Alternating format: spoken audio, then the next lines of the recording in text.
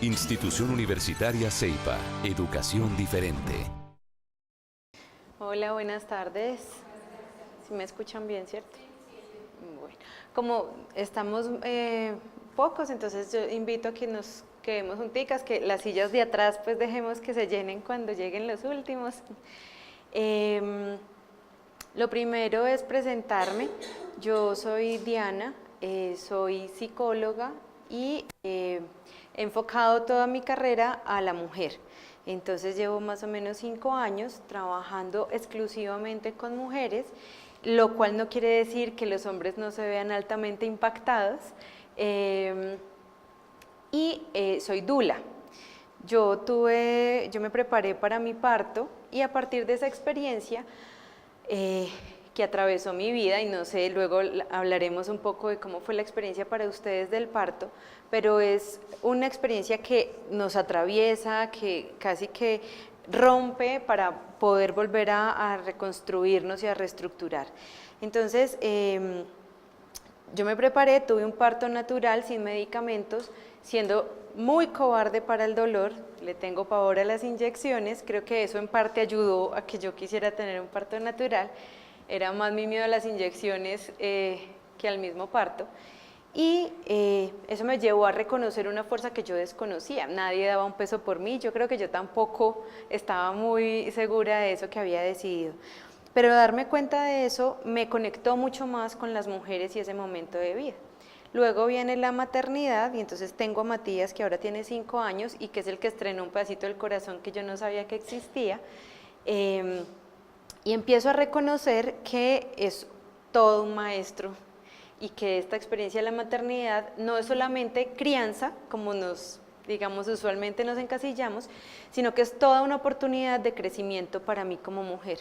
Y empecé a comprender que si yo estaba bien, mi hijo iba a estar bien, a nivel emocional, físico, de salud, a todo nivel. Entonces empiezo a trabajar y a construir un poco, a reconocer qué es lo que viene a mostrarme y empiezo a comprender que su tos está diciéndome cosas que yo no estoy diciendo, empiezo a reconocer en él un montón de aspectos que me está mostrando como espejito.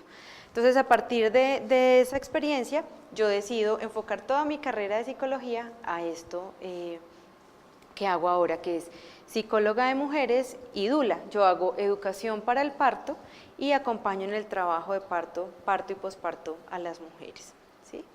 Entonces, una de las charlas que he propuesto es cuánto nos parecemos las mamás. Y le he puesto así porque finalmente, aunque todas estamos, cada una siente que solo le pasa a ella, ¿no? Yo sentía que solo me pasaba a mí, que solo se despertaba por las noches mi hijo, que yo era la única que trasnochaba, que mi esposo era el único que no se le ocurrían ciertas cosas. Entonces empiezo a darme cuenta en consulta que a todas nos pasa, pues que yo no era sola, y que esta que llegaba aquí sintiendo que era la única, yo ya podía empezar a decirle como, ve, ¿qué tal si? ¿Y qué tal si no eres la única? ¿Y qué tal si? Y empezamos a hacer grupos de encuentro de mamás y entonces empiezan a decir como, a vos también te pasa, no lo puedo creer, ¿no? Y es como, salen medio livianas. Yo tuve una mamá que tuvo bebé prematuro de 31 semanas y ella me decía a la semana, estuvo 40 días en cuidados intensivos del bebé, y a la semana de ya tenerlo en casa, ella me dice, Diana, estoy desesperada, se levanta 4 veces en la noche y yo no sé qué hacer, esto de ser mamá de un bebé prematuro es muy difícil, es que es mi hijo porque nació 31 semanas y yo, Ana, bienvenida a la maternidad, te falta hablar con más mamás, ¿no? Hay unas que han nacido en la semana 38, 40 y el bebé se levanta 7 veces en la noche, no eres la... y es como... porque empezamos como a sentir que somos las únicas y eso nos va pesando un montón. Entonces, la propuesta, yo no sé si esto pasará solo o yo tengo que venir hasta acá, tengo que caminar. Bueno, esto hace parte de ser mamá, caminar. Una de las cosas que les quiero contar es que las mujeres venimos con una información mucho más allá de lo que estamos acostumbradas a pensar, y a veces nos dicen como todas las mujeres somos una, todas las mujeres, y eso suena medio etéreo. Y cuando yo descubrí esto, que aunque estudié psicología no me lo contaron, me pareció como fascinante, y es que cuando nosotros estamos en la panza de nuestra mamá, nuestros óvulos con los que vamos a tener a nuestros hijos están creándose dentro de la panza de nuestra mamá. Eso significa, yéndonos un poquito más allá, que cuando nuestra mamá estaba en la panza de nuestra abuela, el óvulo que finalmente, uno de esos óvulos que finalmente íbamos a hacer nosotros, estaba experimentando lo que nuestra abuela estaba viviendo, estaba recibiendo información de nuestra abuela. Por eso muchas veces hablamos que hasta la tercera generación se heredan muchas cosas, pero no solo heredamos los ojos, el color de piel, la estatura, sino toda la información emocional del contexto social que estuviera viviendo nuestra abuela. Ahora imagínense que nuestra abuela estaba en los óvulos de nuestra bisabuela cuando estaba en la panza de la tatarabuela, y entonces empezar a subir y es imaginar que realmente traemos una información desde toda la existencia. ¿Ah? Entonces, esto es importante porque empezamos a reconocer que nosotras no tenemos la información solo de ahorita de la panza de nuestra mamá o solo de lo que nos han enseñado desde el hecho de ser mujeres, porque una de las cosas que vengo a proponerles también es a recordar que seguimos siendo mujeres, ¿no? Más que solo mamás, y esto pues nos da una información bien valiosa. Y luego viene algo adicional, y es el ADN mitocondrial. El ADN mitocondrial es la información que le cuenta a, digamos, que estudian y muestra cuál ha sido toda la transformación de la humanidad. Cuando quieren ver los científicos cómo ha ido evolucionando la humanidad, lo que hacen es estudiar el ADN mitocondrial. Y el ADN mitocondrial se encuentra en el núcleo del óvulo y en la colita del espermatozoide. Cuando hay fecundación, no sé si saben, pero entra el núcleo del espermatozoide y la colita queda por fuera. Es decir, que el ADN mitocondrial, quienes lo están pasando de generación en generación, somos nosotras las mujeres. Entonces, por eso hacen referencia a una mujer que se llama, o le llaman la Eva genética, y es una mujer que vivió en África, de la cual todos descendemos, y de la cual todas nosotras tenemos información, ¿sí? Esto, digamos que es muy valioso saberlo, porque es entender que venimos con una información más allá, ¿sí? Ya no solamente es el óvulo que viene de la abuelita, de la abuelita, de la abuelita, sino que traemos un ADN con una información muy potente en nosotras las mujeres. Esta es una imagen que me parece que deja ver claramente la idea que estoy proponiendo, y es cómo dentro de cada una hay otra mujer y otra mujer y otra mujer, ¿sí? Si se van perdiendo y yo me voy enredando mucho, me van haciendo caras, me hacen preguntas, aprovechemos que somos pocas y así podemos conversar más.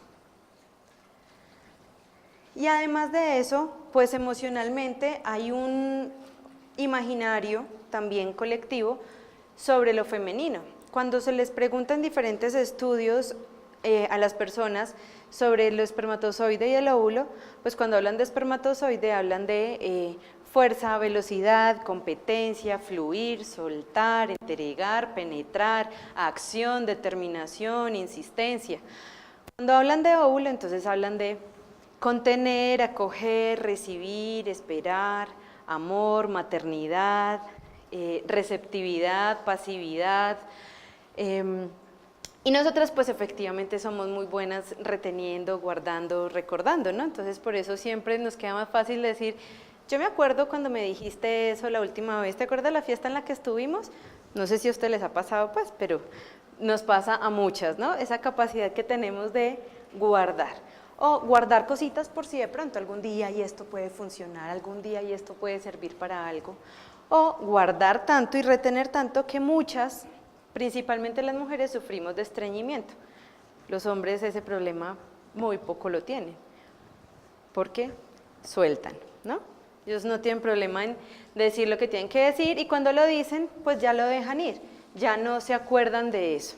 Entonces, venimos con toda esta información, y esto lo vengo diciendo para que vayamos trayendo esta conciencia de, hay mucha información desde el imaginario, desde la biología, con la que venimos frente al referente de ser mujer y luego de ser mamás. Entonces, luego hay una mujer, esta es una historia, digamos, de un recorrido de una historia de una mujer, y esta mujer fue antes una niña, y la niña siempre nos va a acompañar. Todas llevamos dentro la niña que fuimos, todos. Los hombres también llevan ese niño que fueron adentro. ¿Y qué sucede con esa niña? Y aquí es bien importante que si no nos queda claro algo, lo podamos conversar. Todos en nuestra infancia experimentamos en algún momento algo que nos dejó una huella, una situación, una experiencia, una ausencia. Cuando éramos niños usualmente no lo juzgamos, no es algo como, es que mi mamá fue mala porque, no, y quizás ni siquiera fue un evento muy impactante, pero para mi niña sí lo fue. Si yo no logro reconocer ese dolor que tiene esta niña, todo el tiempo voy a estar reaccionando ante situaciones y personas, estableciendo relaciones a partir de ese dolor de la niña. Por ejemplo, si mi niña sintió en algún momento abandono, entonces ese abandono va a estar presente en mí todo el tiempo y yo voy a estar buscando relaciones con temor a que me abandonen o reforzando el abandono para confirmar que esa es una realidad en mi vida. ¿Sí? ¿Hasta ahí vamos? Entonces, ¿cuál es la invitación aquí? Que para tener una mejor salud emocional es muy importante que podamos reconocer cuál es ese temor que tiene nuestra niña, qué es aquello que le duele, permitirle darle voz, porque además pasa otra cosa y es que cuando ya somos adultos le metemos un argumento súper válido, ¿no? Entonces Diana dice, pero es que mi mamá tenía que trabajar un montón, pues muy tesa, ahora que soy mamá me doy cuenta, ¿no? Fue durísimo trabajar, entonces ya era normal que ella no estuviera, pues tenía que trabajar. La niña que experimentó eso, y vamos a hablar, no estoy psicótica, no estoy viendo una niña aquí al lado, es esa parte de esa infancia que sigue con nosotros, dice como no, pues no puedo contar esta tristeza o este dolor, porque esta ya se metió este cuento de que así tenía que ser, ¿no? Como nos pasa muchas veces con los niños, que a veces les decimos, no, eso no fue así. Entonces el niño ¿qué hace? Nos insiste o dice como, bueno, y se va. Pero para el niño no deja de ser así, solo que ya no nos lo cuenta. Y aquí no hablo de crianza, pero es un tip y todo es válido para ese niño. Y eso mismo tiene que suceder con nosotros al escuchar a nuestra niña, porque a veces nos llegan imágenes como de, si a mí me dejaban sola, no, pero pues eso ya pasó, además que pasó hace tanto tiempo, eso ya no importa. Y lo que todavía nos está afectando hoy, sí o sí, tiene que ver con nosotras hoy. No tiene que ver con lo que pasó cuando teníamos 5, eso tiene que ver con lo que pasó hoy, con lo que nos está pasando hoy. Entonces, para poder acompañar mucho mejor, como adultas somos responsables de hacernos cargo de esa niña. Y ahí es muy importante tomar conciencia de cómo ha sido nuestra relación con ella. Les voy a compartir un video que pues me pareció precioso. El poema lleva el título Frente al espejo.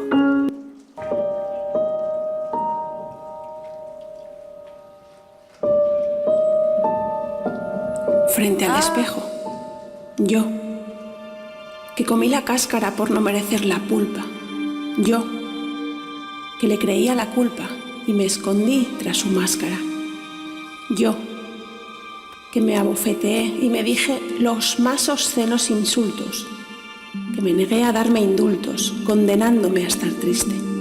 Yo, que suicidé mi anhelo para lograr ser querido. Yo, que me enemisté conmigo, truncando todos mis vuelos. Yo, que me escupí en la cara, abusador de mí mismo. Yo, que complacía el cinismo, sobornando a quien me amara. Yo, exigente y despiadado, con nadie como conmigo. Yo, mi más cruento enemigo, mi juez y mi sentenciado. Me levanté esta mañana cansado de no quererme, de apagarme, oscurecerme, que mi luz no encandilara. Vi en el espejo mis ojos mirándome en mi mirada, tantas veces empañada por mirarme con enojo. Me di ternura y vi en ese rostro cansado que me observaba extrañado lo bello de lo que fui. Me vi ante los que han sufrido, amparando al desamparado. Me vi austero, pero honrado. Me vi noble, me vi erguido. Me vi alentando lo hermoso. Me vi reparando heridas, con confianza agradecida, sincero, ingenuo y gozoso. Me vi venciendo al abismo, sin mancha ni cicatriz. Quise hacerme feliz, honrando que soy yo mismo. Que soy franco, solidario, que soy leal y confiable, y que cuando envainé mi sable aposté a lo humanitario.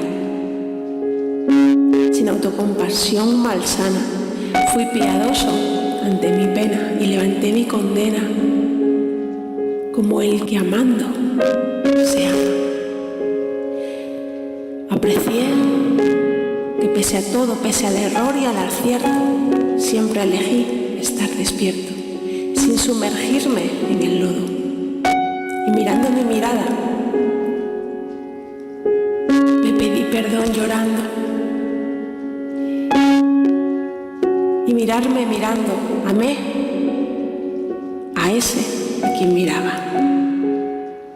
Quiero empezar a regarme jardinero de mí mismo, porque no es egocentrismo abrir mi esencia y mostrarme. Vine a ser, y eso decido. Dispongo a abrirme a la vida. Ya basta de tanta herida, siendo heridor y el herido. Mi propio Lázaro, anda, levántate dignamente, resucítate, valiente. Sé el que obedece y quien manda. El poema. ¿Cómo les pareció? ¿Les quedó alguna frasecita? ¿Les caló alguna frasecita?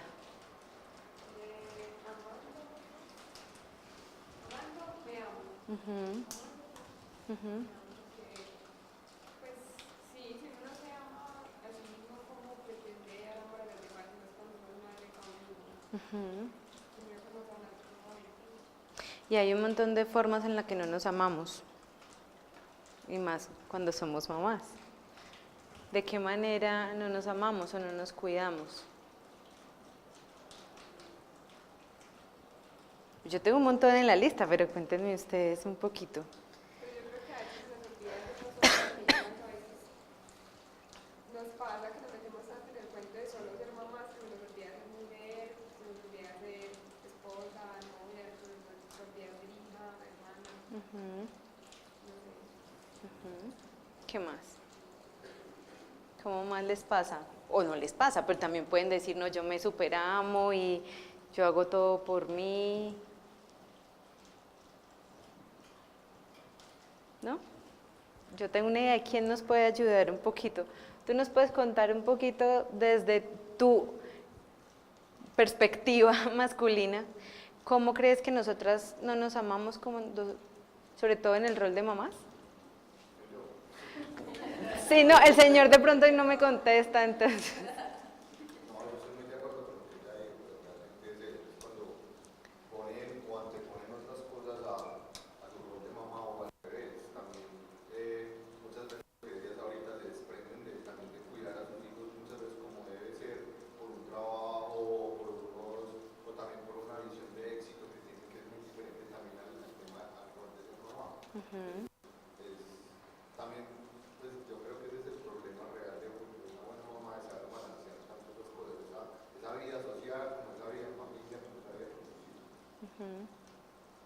Bueno, ahí vamos a ver qué es buena mamá, pero digamos que acercarnos por lo menos a esa auténtica mamá que cada una quiere y es capaz de ser, ¿no?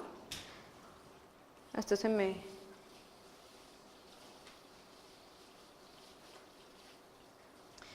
Entonces, miren que saqué partecitas porque para mí es muy poderoso este poema y es muchas veces nos enemistamos con nosotras, truncando todos nuestros vuelos, nosotras mismas, ¿no? No necesitamos muchas veces a otro para que esto suceda, exigente y despiadado con nadie como conmigo.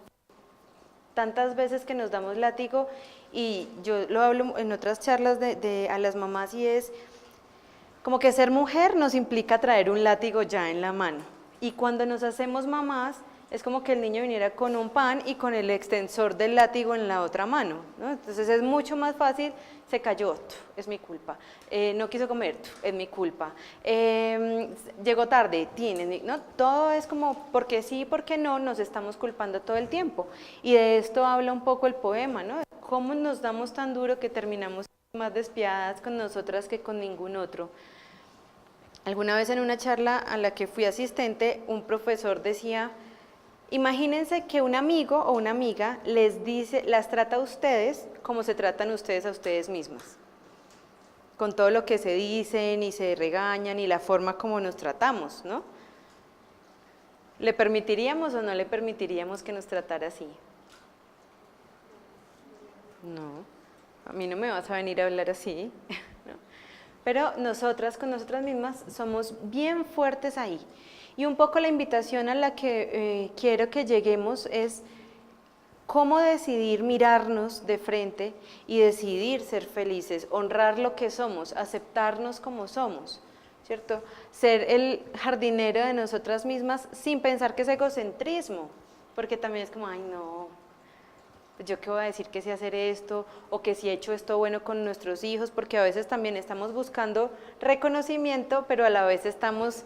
No, pero mire que todavía le falta caminar, no, pero mire que no habla bien, todavía no, todavía me falta, pero mire es que hace pataletas de vez en cuando, ¿no? Como que seguimos buscando el pero para que no nos reconozcan finalmente la labor que hemos hecho. Y es un poco la idea de esto. Todo el final y la base de toda esta charla consiste en invitarlas a ver que entre más nos revisemos a nosotras mismas, más sanemos nuestra historia, nuestras relaciones, vamos a poder vivir en mayor libertad nuestra maternidad. Y en esa medida, nuestros hijos van a estar mucho más sanos, mucho más felices, vamos a encontrar estrategias de crianza mucho más cercanas y amables con nosotros y con ellos, ¿sí? Porque también en esta gran oleada de teorías de crianza, pues nos vamos perdiendo y nos vamos confundiendo y nos vamos yendo a soy una mala mamá porque el doctor Carlos González dice que, soy una mala mamá porque la doctora Berna Iskandar dice no sé qué, y entonces vamos, la disciplina positiva, que es lo que dice, no, yo estoy pero perdida ahí, ¿no? Y es, primero necesito saber quién soy yo, reconocerme a mí para poder saber qué mamá soy, y no soy la mamá que todo el mundo está esperando, soy esta mamá en crecimiento, en desarrollo, buscando ser la mejor versión para mí, y luego, pues por consecuencia voy a ser una mejor mamá, esposa, vecina, mujer, hija, madre. Y entonces, ya que venimos hablando de cómo nuestras antecesoras impactan en nosotras, pues y aquí me voy metiendo un poquito al lugar de ser mamás, ¿qué verdades se nos han instaurado en relación con esas mujeres que nos han rodeado? Y entonces nuestra madre seguramente ha tenido frases o verdades o paradigmas en las que nosotros pues, hemos ido encajando también. Entonces, unas preguntas, por ejemplo, como ¿qué frase recuerdas de tu madre sobre el trabajo? ¿Qué decía de los hombres? ¿Qué decía de la maternidad? ¿Qué decía del dinero? ¿No? Yo estoy acompañando a una pareja que está en etapa de preconcepción, que es mi sueño hecho realidad, y es empezar a prepararnos desde antes. Y entonces ella decide que van a empezar a buscar y empieza a tener unos sangrados que no tienen ni idea por qué son. Entonces empezamos a hablar sobre su nacimiento y ella me dice, no, es que eso fue horrible. Es que mi mamá dice que ha sido la peor experiencia que ha tenido en toda la vida. Ella desde que yo soy chiquita me dice, no vaya a ser mamá. Ser mamá es lo peor. El parto es lo peor, es la muerte, ¿no? Y entonces, y ha crecido así. Cuando le contó que estaba en esta búsqueda, vuelve y esta mamá refuerza. Y miren cómo el cuerpo de ella inconscientemente empieza a generar todos unos obstáculos justamente para esa concepción. Si no tomo conciencia que esa es una verdad que yo tengo instaurada, ¿cómo voy a ser mamá? ¿Sí? ¿Logran verlo? Se los propongo un poco para que ustedes vayan pensándolo en sus historias, en su vida. También nos aparece, y no sé, y aquí me gustaría que ustedes me contaran, dejando claro y sobre la mesa que amamos a nuestras mamás y las honramos por encima de todo, hay cosas que nos gustan y que no nos gustan de la crianza que nos dio, de la forma como crió, y entonces cuando nos hacemos mamá se despierta un poquito más esa comparación o esa pelea de yo quiero ser en esto con mi mamá, yo no me quiero parecer en nada de esto a mi mamá. No sé si les ha pasado, si no se han dado cuenta, si no lo han sentido. ¿Sí lo han sentido? No soy la única. Entonces, aquí viene esto a dar cuenta también de qué es eso que yo no quiero parecerme a mi mamá, porque justo en esto que no quiero parecerme a mi mamá, que lo tengo tan peleado, hay una gran posibilidad de serlo así. ¿Sí? Entonces, no, yo no voy a ser tan controladora como mi mamá. Mi amor, cuidado, te caes, no vayas a coger esto, no te ensucies, ¿no? Y entonces casi que nuestros esposos terminan como, véala ahí, ¿no? O nos pillamos nosotras mismas como, yo que no quería parecerme en esto a mi mamá y soy igualita. Entonces, antes que pelear con eso, es darme cuenta qué es lo que me molesta, qué es lo que me fastidia. Y aquí hablamos de la luz y la sombra. Usualmente, todos nosotros nos presentamos desde la luz, ¿no? Contamos las cosas bonitas, yo aquí vine y les conté todo lo bonito que me ha pasado en la vida, estudié psicología, fui mamá, esto me marcó la vida, soy feliz. Pero no les conté nada de lo que está aquí detrás, ¿cierto? Del cuarto útil, de eso que no queremos que nadie se entere. Porque entonces conocerían una parte que nos cuesta un montón. Entonces, por ejemplo, con esta oleada de crianza, entonces, no gritar a los niños. Y pues a mí me perdonarán, pero pues un gritico se le sale a uno de vez en cuando. A mí se me ha salido. O una palmadita, vamos a ver. Vamos a no juzgarnos, vamos a no señalarnos, vamos a, la que no le ha pegado, no le ha pegado, a la que se le ha salido, se le ha salido. Pero entonces es, no, yo tampoco grito a mis hijos, es que gritar es súper malo. Entonces, además que hay que respetarlos, el buen trato, porque pues todas las teorías lo dicen, ¿no? Cuando en la casa no es así, un poco lo que yo estoy diciendo al esconder esto es, tengo un conflicto con esto que yo estoy haciendo. Si no, lo contaría normal y diría, así de vez en cuando se me salió un grito, ¿qué le vamos a hacer? A veces llego cansada, el niño justo le da por detenerse, amarrarse los zapatos cuando la ruta viene en camino, a este le dio por botar el desayuno cuando está... Nos pasa un montón, pero a ninguna le pasa, porque como no está bien, entonces eso no pasa en esta casa, eso le pasará a otras. Entonces, eso mismo pasa cuando estamos señalando a esa señora que con toda su historia y sus bonitos y feos, sus luces y sombras, nos crió, ¿cierto? Nos acompañó. Y eso mismo nos está pasando de cara a nuestros hijos. Nuestros hijos en algún momento van a voltear a ver y van a decir, yo no quiero parecerme en esto a mi mamá, qué cagada mi mamá cuando hizo esto con nosotros. Y nuestra historia será, mi amor, yo hice todo lo mejor posible, todo lo que tenía en mis manos, todo con la información que tenía. Entonces, aquí es importante reconocer cuáles son esas críticas que tenemos frente a nuestras mamás, sobre todo para poder identificar cuál es nuestra mamá ideal y cuál es nuestra mamá real. Porque cuando tenemos estos señalamientos es cuando hay una discrepancia entre esta mamá ideal que nos contaron en los cuentos de hadas, ¿no? La mamá presente, tierna, dulce, bien vestida, que le encantaba cocinar, que estaba siempre dispuesta, que hablaba siempre suave, que estaba todo el tiempo para nosotras, que era una mamá encantadora, ¿no? Y además todo lo romántico de la maternidad nos lo muestran en esos personajes y no nos cuentan que la maternidad pues no es siempre tan romántica, que la maternidad es exigente, que la maternidad es cansada, que la maternidad es un reto, que la sociedad nos está mirando todo el tiempo para ver cómo estamos, ¿no? Que si el niño, que si llaman la atención en el colegio, usualmente a la que le miran cuando asisten los dos papás es, mamá, ¿qué pasó? ¿No? Y entonces nosotras mismas seguimos aumentando ese nivel de exigencia porque claro, si me van a decir que soy yo, pues entonces, no sé, con los esposos se acuerdan que antes se usaba mucho más y era como, el hombre tiene que estar bien vestido porque si no van a decir que qué esposa tan descuidada. No era que fueran a decir, ay, cómo se viste de feo, sino, esa esposa no lo cuida. Eso más o menos pasa con las mamás, ¿no? Y es, miren el niño. Y entonces todo detrás del niño es la mamá. La mamá, ¿dónde está la mamá de ese niño que no aparece por aquí? ¿Y qué pasó con la mamá de tal? Y la mamá no vino a la reunión. Y es, pues el niño tiene dos, ¿no? Entonces ahí es bien importante reconocer todos esos paradigmas para poder identificar entonces cuál es esa mamá ideal que yo tengo y cómo rompe mi mamá real con este imaginario. Porque necesitamos poder ver a nuestra mamá real para aceptarla. Porque nuestra mamá real es el único y principal referente que tenemos de nuestra propia maternidad. Cuando nosotras queremos saber cómo es ser mamá, recurrimos a este referente. No tenemos otro, porque aprendemos a ser madres siendo hijas. Entonces, cuando yo me reconcilio con mi mamá, por lo menos aprendo a reconocerla y a verla, estoy respetándola y honrándola.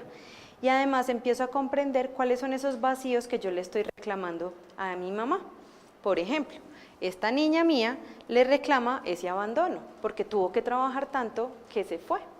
Entonces, yo puedo quedarme reclamándole a mi mamá puesta en diferentes escenarios, porque a las mamás la ponemos en el jefe, en la pareja, en los hijos, en los profesores, ¿no? Entonces, si yo tengo miedo al abandono, porque ese es mi mayor dolor, entonces voy a decir a mi pareja, lo empecé ahí, ¿no? Y es como, no me dejes, mira, yo tan buena, voy a hacer de todo para que esta pareja se quiera quedar, ¿sí?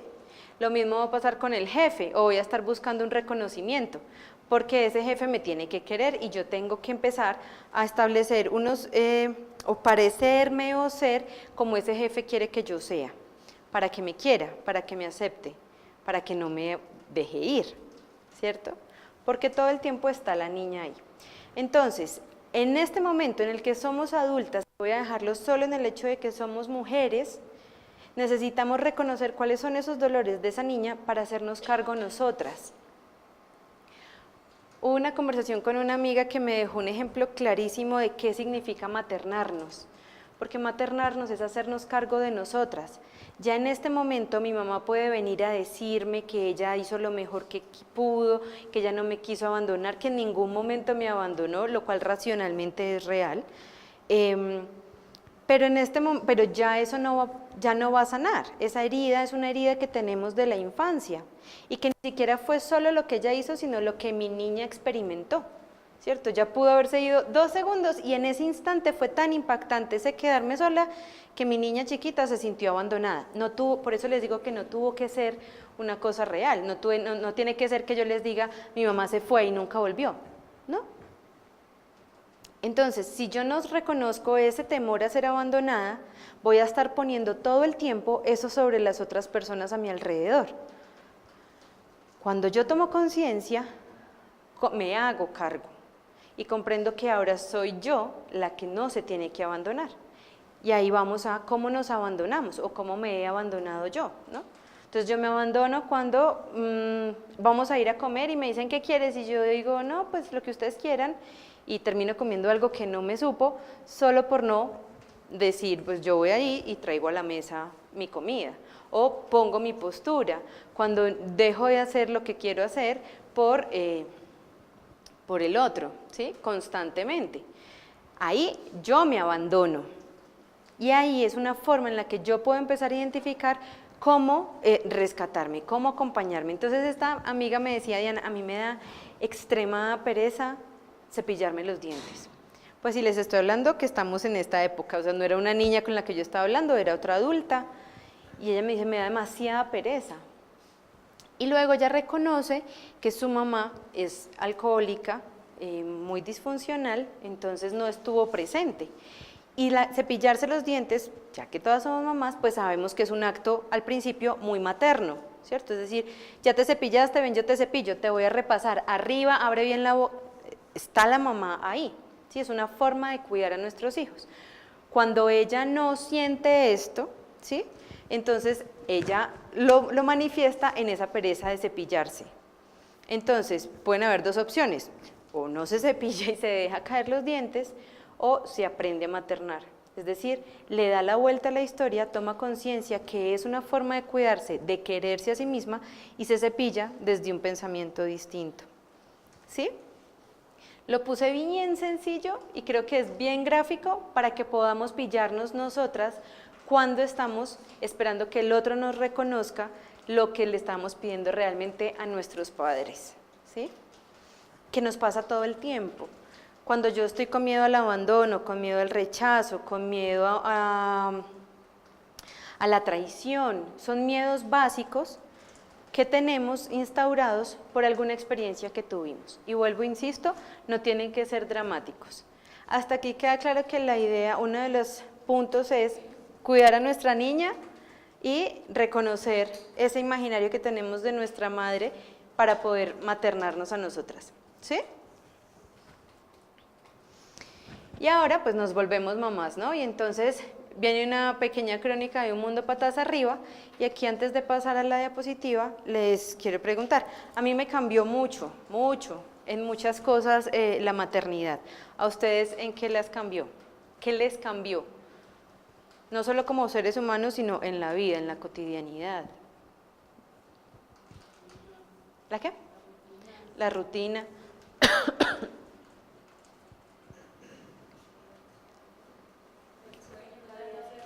El sueño, la vida social. ¿Qué? Los tiempos. ¿Qué más?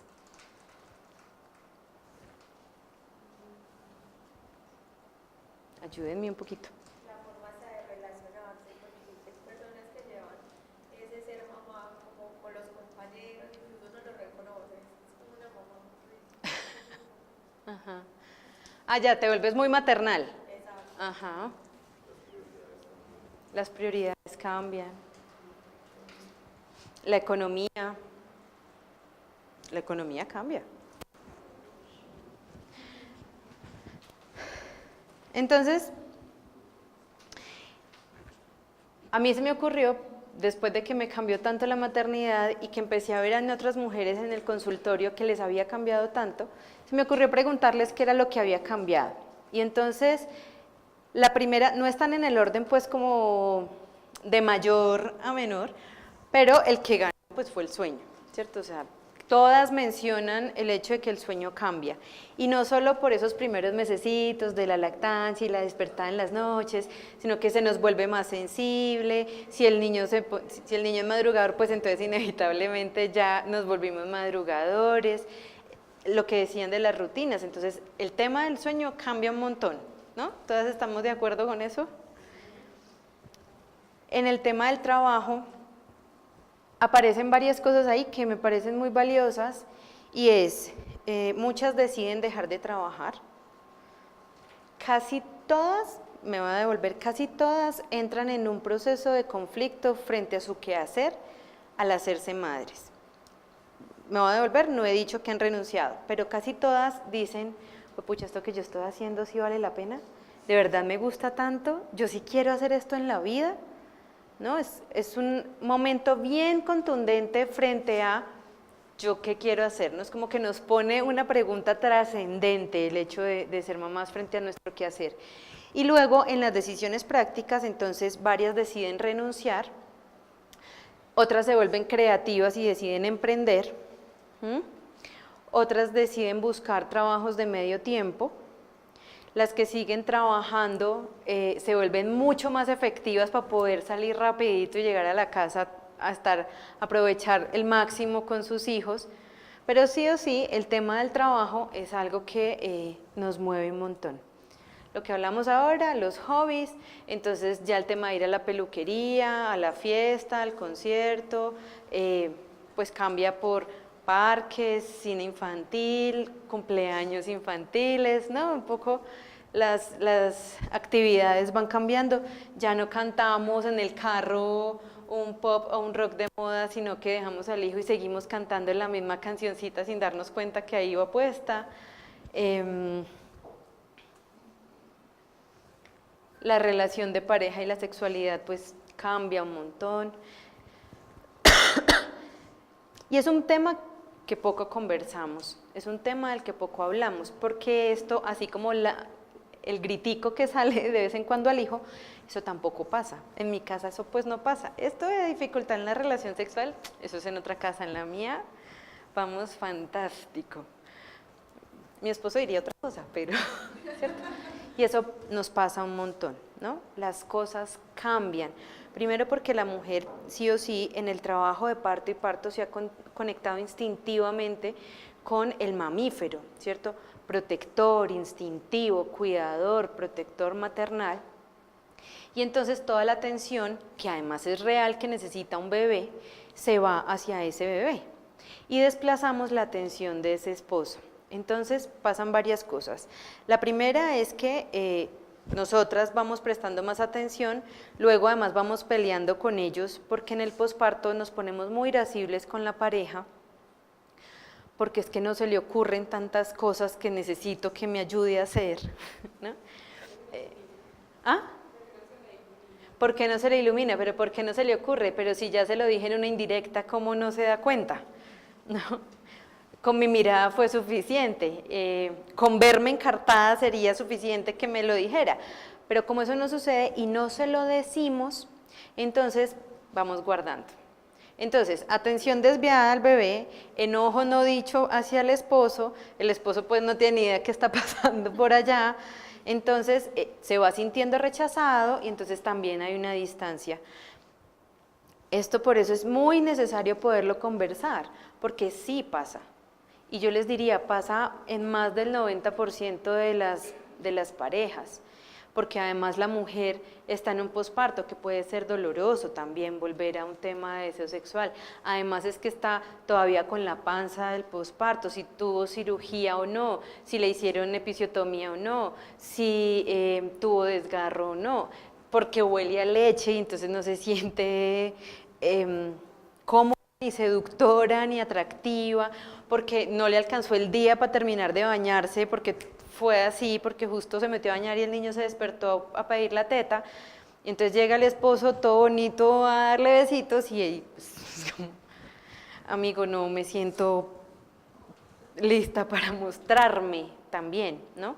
Por más que desee, y por eso poderlo conversar se hace importante, porque de verdad al hombre esas cosas no se le ocurre, y si se le ocurren pues no le preocupan, o sea, que vuelva a leche, mira, no me importa, pues me la tomo y ya, o sea, ¿no? Pero nosotras sí estamos detrás con un montón de cosas que hacen que los vayamos distanciando.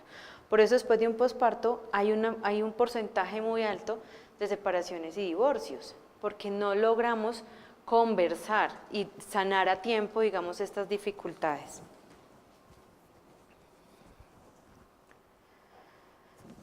Los amigos cambian porque no solo nos volvemos maternales, sino monotemáticas. Entonces, nuestros amigos de antes dicen, qué mamera salir con esta gente que no sé si no hablar del hijo. Entonces, ya cada vez nos invitan menos a parches, y pues porque cuando nos invitan decimos, ay, es que no tengo quien me cuide al niño, es que mañana tenemos un plan, es que tengo una tarea con el niño, y siempre el tema es el niño. Entonces, también nos van dejando de invitar, y eso cambia, digamos, vamos migrando estas amistades y hay una ganancia, y es que vamos encontrando otras mamás. Esto aparece en la investigación y es que he ganado, digamos, en cuanto a amistades. He encontrado otras mujeres que también son mamás, que también comparten mis gustos, que ya saben de qué canción les estoy hablando, que entienden si hablo de vómito y nos reímos en lugar de, ¿no? que cantan lo mismo que yo, y esto hace que pues también se sientan las pérdidas, porque obviamente ahí vienen con los amigos todo el tema social, ¿no? Ya no salimos igual, ya no vamos a rumbear, porque además una cosa es el que nos cuide el niño por la noche, pero ¿quién no lo cuida en el guayabo? Porque son dos cosas distintas. Y entonces uno siempre dice, consiga quien se lo cuide en la noche, sí, ¿quién me lo cuida el otro día con el guayabo? Entonces ya también preferimos como no salir para poder estar dispuestos para ese niño al otro día. Y la economía, pues que indiscutiblemente cambia por los gastos adicionales, aunque aquí yo voy a hacer una puntualidad con esta pareja que está en preconcepción, que me dicen, es que nos han dicho que un hijo cuesta mucho. Es mi punto de vista, esto sí es Diana solita. Yo considero que los hijos cuestan lo que uno quiere que cuesten. Sobre todo si por lo menos le ha podido dar leche materna, porque la fórmula pues sí es un gastico. Pero a veces nosotras somos las que queremos llenar de cositas al niño con cositas que no necesita. Entonces terminamos diciendo, es que cuesta un montón. Es que entre la silla del carro, la silla de estar en el comedor, la silla de la sala, la silla de la habitación, la silla de... vale mucho, pues me gasté un montón de plata. ¿Y cuántas sillas necesitaba tu niño? ¿No?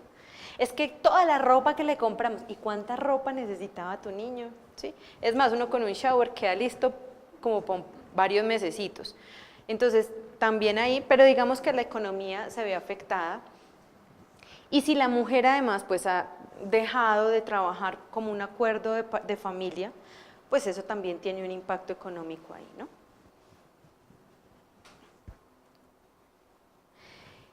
Y entonces empezamos también cuando nos hacemos mamás a olvidar lo que éramos antes de ser mamás. Y entonces se nos olvida que antes nos cansábamos, que antes de vez en cuando queríamos estar solas, que de vez en cuando disfrutábamos dormir hasta tarde o darnos un largo baño, que nos gustaba leer, que nos gustaba tomarnos un vino y quedar hablando tranquilos, que nos gustaba viajar, que disfrutábamos no tener que planear con 3 horas de anticipación el baño, el arreglo, las 3 maletas para poder salir a un parque, ¿no?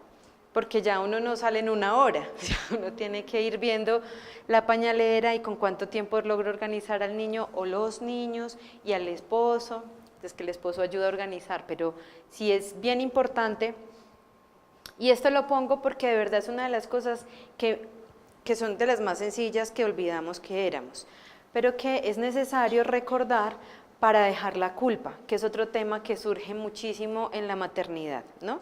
Con este látigo pues estamos hablando también de la culpa de, es que quiero estar sola, soy una mala mamá porque quiero estar sola y no quiero estar con mi hijo.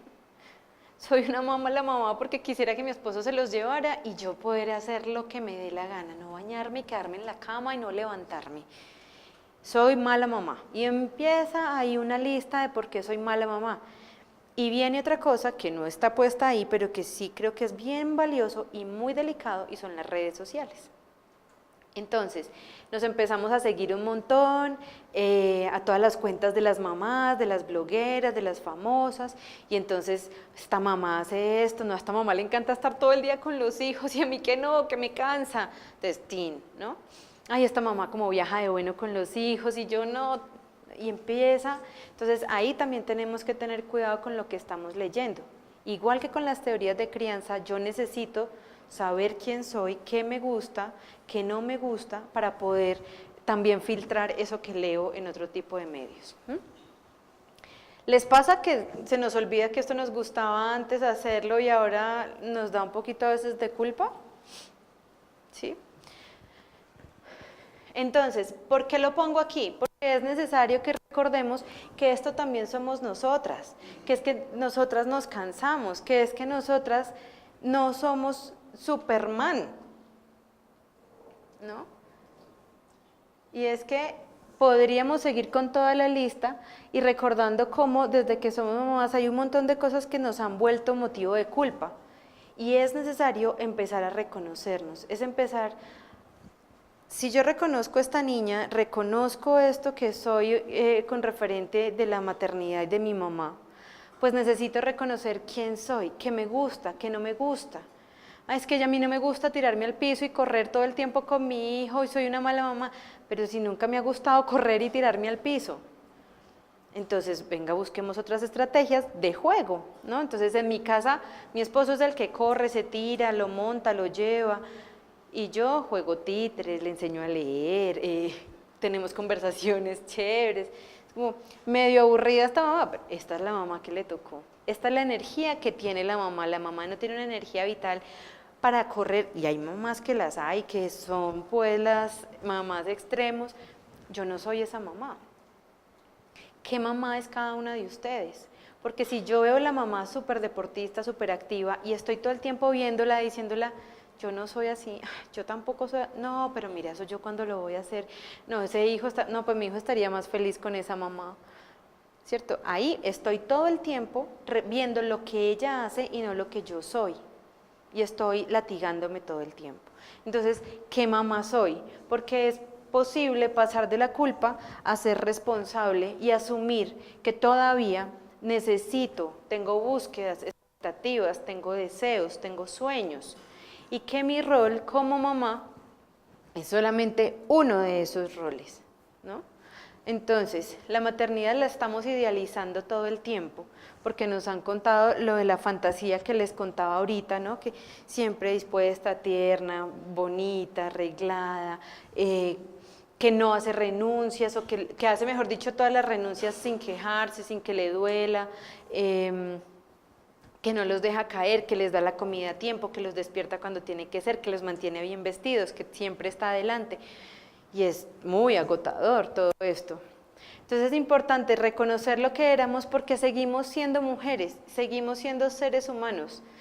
No nos creamos el cuento de ser súper mamás, de ser súper héroes, en el sentido en que de verdad tenemos los hijos y creemos que tenemos que poderlo todo, saberlo todo. Entonces cuando recién nacen es la frustración de por qué no sé por qué está llorando, yo creo que es que no le estoy dando suficiente leche, yo no sé si voy a ser buena mamá, yo no sé si voy a poder, y es, si a ustedes la ponen frente a un avión y le dicen, arregle el avión, por el hecho de tener enfrente el avión, ¿vas a ver cómo arreglarlo? No. Entonces, el hecho de haber gestado a nuestro hijo, haberlo parido, ¿sí nos conecta? Sí, sí nos conecta, pero nos permite saber todo lo que le pasa a ese niño sin que pueda hablar, sin que... No. Hay una caricatura de un bebé llorando y una mamá llorando y la mamá diciéndole, yo también estoy aprendiendo. Es como, si nos paráramos desde ahí, sería la vida más fácil. Sería también con nosotras, nos haríamos un poquito más suave, entendiendo que nosotras también estamos aprendiendo, con el bebé que acaba de nacer, con el que está aprendiendo a caminar, con el que tiene 5 años, con el que tiene 18 años. En cada etapa vamos a estar aprendiendo. Claro que quizás nos vamos a volver más hábiles, que con el segundo, y por eso se vuelven más, son los más pequeñitas, es porque ya nosotras estamos más relajadas que con el primero. Claro, pero estamos aprendiendo todo el tiempo. Si nos paramos desde ahí va a ser mucho más llevadera esta experiencia.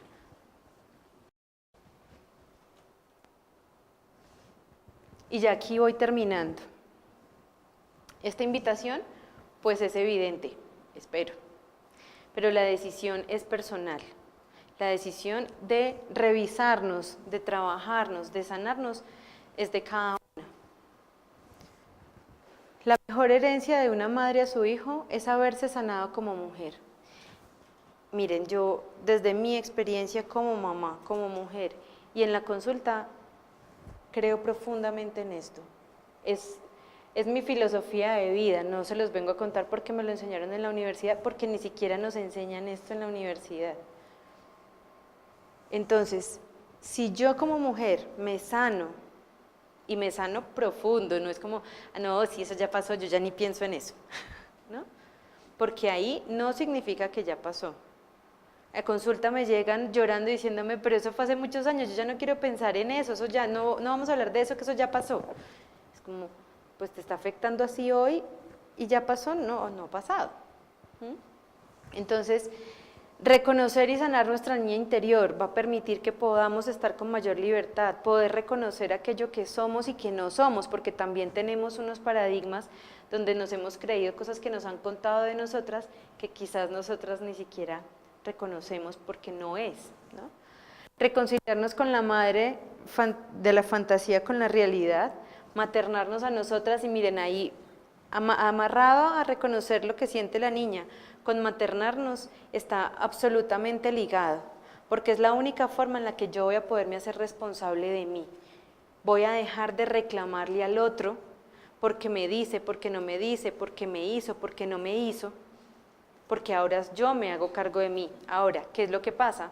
Que todas estas decisiones nos implican movernos de una zona de comodidad, que créanme, muchas veces no queremos hacerlo. Muchas veces preferimos, mire, mi niño es caprichoso y berrinchudo, arréglelo. Y cuando yo le digo, ven, ¿y tú cómo te va a ti con la rabia? Las emociones, ¿cómo te va a ti con la rabia? No, es que la rabia es mala. Pues es lo peor, es que uno con rabia hace de todo y la rabia no hay que sentirla. ¿Sí? Entonces, ven, trabajamos tu rabia, trabajamos qué es lo que te tiene con esa rabia que no te deja. Listo, doctora, después volvemos, ¿no? Y hasta ahí quedamos, porque preferimos poner el problema en nuestros hijos que la solución en nosotras. Yo he hecho charlas como esta y la gente viene y me pide tarjeta y sale súper contenta y sí, yo voy a hacerlo. Y nos ponemos un montón de excusas, ¿no? Porque al final no es tan importante, porque la plata está para comprarle a los hijos, pero no para cuidarnos a nosotras. Gastamos 100.000 pesos en una salida con el hijo, pero 100.000 para una cita, no tengo, es que no tengo, no hay de dónde. Y con una comida, con lo que sea, vamos a comer, no tengo plata. Pero vamos a la fiesta del niño que lo invitaron, sí, vamos, y hay que comprar el regalo, ¿no? Bueno, es dejar las excusas, es dejar el miedo de destapar, de recordar, de sentirse juzgada, es permitir comprender que es preferible abrirle la tapa a la pitadora para que vaya saliendo lo que está y no esperar a que explote y los frijoles estén en el techo, porque eso nos pasa todo el tiempo. Cuando estamos reaccionando todo el tiempo, pidiendo disculpas, significa que nuestras emociones están todo el tiempo ahí dominándonos. Imagínense que las emociones son como un caballo y yo soy el jinete. Si yo no tengo control sobre mis emociones, no sé canalizarlas, el caballo se desboca y me lleva. Y entonces me pone a pedir perdón todo el tiempo, qué pena, yo no soy así, yo no sé por qué te dije esto, yo la verdad es que no pensé en ese momento, pero de verdad yo no soy así, ¿no? Cuando yo me encuentro en esta situación, muchas veces pidiendo disculpas por yo no hice eso, pero de verdad no lo quise hacer, tiene que ver con este caballo que está desbordado. Entonces, si yo abro y veo que lo que tengo ahí en esa olla, voy a poder vivir mucho más tranquila, porque esto de creer que si no lo mencionamos va a dejar de estar, que también nos pasa mucho en la gestación, y es no te pongas triste, no llores porque eso se le va a pasar a tu bebé, y entonces uno empieza a subir la lágrima, ¿no? Como no puedo estar triste, tengo que respirar, no puedo llorar, y ¿quién dijo que por el hecho de no hablarlo, la tristeza deja de estar? ¿Sí? Igual nos pasa con estas situaciones que no queremos recordar. Todo el tiempo hay situaciones o personas que nos están recordando esa historia que no queremos recordar, irónicamente.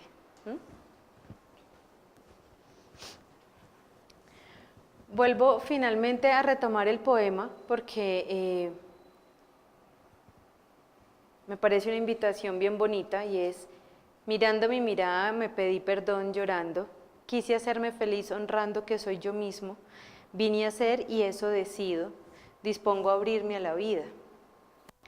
Ahora volvíamos a hablar sobre el tema de crianza y muchas veces venimos a estas charlas esperando tips sobre cómo criar mejor a nuestros hijos, porque además cuando nos hacen invitaciones, y esto me parece muy simbólico, porque cuando nos hacen invitaciones para cuidarnos a nosotras, aunque no nos cueste dinero, no las aceptamos, no vamos, porque hay cosas más importantes, porque hay un trabajo más importante que entregar, porque hay una reunión que es más importante, porque en vez de ir a esta reunión y me puedo ir para la casa, pues me voy para la casa, ¿sí? Démonos cuenta y pillémonos todos los momentos en los que podríamos recibir y nos negamos a recibir. Y un poco aquí tenemos que aprender a soltar, porque queremos también, y ahí caemos en un juego, y es a querer sentirnos necesitadas todo el tiempo, y por eso queremos tener el control de todo. Entonces queremos despertar al niño, darle el desayuno al niño, arreglar al niño, porque es que si se le deja al papá termina cuadros con círculos, entonces no me parece bonito, porque si le va a cambiar el pañal se lo deja mal puesto, porque si lo va a llevar a la ruta seguro y se equivoca y lo monta en otra, porque, ¿no? Entonces nos hacemos cargo de todas nosotras y luego sale la víctima, ¿no? Es que yo todo lo tengo que hacer, es que todo me toca a mí, es que yo estoy sola en este mundo, es que nadie me ayuda, es que nadie piensa en mí. ¿Y a qué no que lo pensamos? Porque nadie piensa en nosotras. No, pues es que cuando entramos en la víctima, estamos solas. Y yo les voy a decir, nadie piensa en nosotras porque nosotras no estamos pensando en nosotras. Y si yo no me cuido, ¿quién me va a cuidar? ¿Quién me va a reconocer? Hay muchas mujeres que llegan a la consulta diciendo es que mi esposo no me reconoce, no me valora. Y empezamos a trabajar y esa mujer tiene una valoración propia bajísima. No se reconoce nada, todo lo hace mal, le falta mucho, podría hacerlo todo mejor, ¿no? Nada le alcanza. Y es muy, muy importante que podamos reconocer eso en nosotras, porque creo que cuando nos abrimos a la vida, nos permitimos generar relaciones distintas, nos permitimos ver la vida de otro color, nos permitimos tener relaciones con nuestros hijos, con nuestras parejas, con nuestras familias, desde un lugar distinto. Quiero terminar con esto porque creo que vale muchísimo la pena hacer la invitación de si yo estoy bien, mi hijo y mi entorno va a estar mucho mejor, ¿sí? Muchas gracias.